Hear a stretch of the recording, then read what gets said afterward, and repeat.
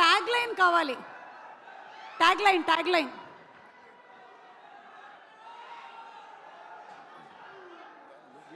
ఎవరైనా చెప్పొచ్చు.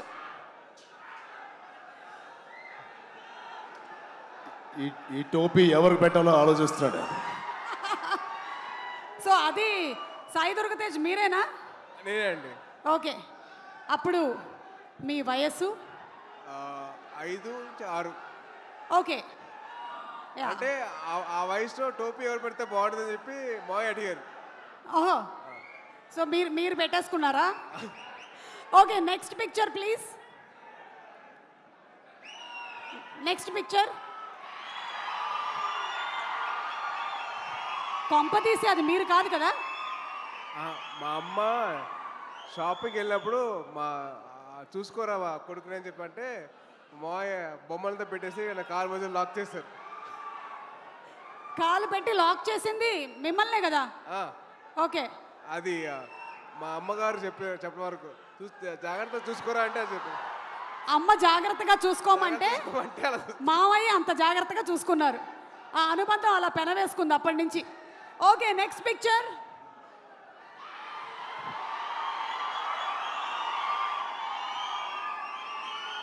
అంటే ఈరోజు సెలబ్రేషన్స్లో అక్కడ చాలామంది మీరు అక్కడ చేస్తున్న పని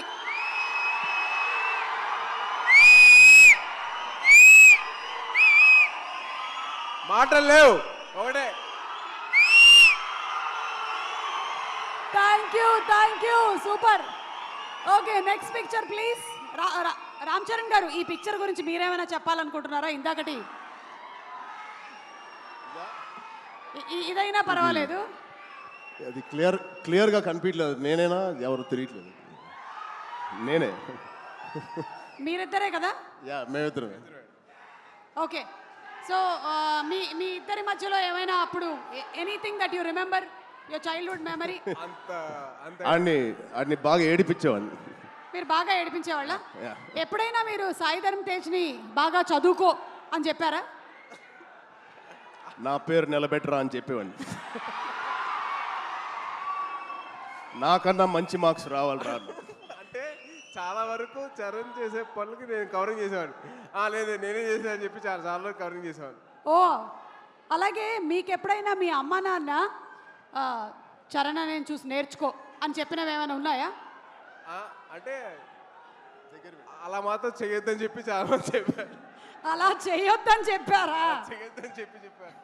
ఓకే, అంటే ఏం అలా చేశారు? చెయ్యొద్దు, వాడిని చూసి నేర్చుకో అని చెప్పారు. ఓహో, అలా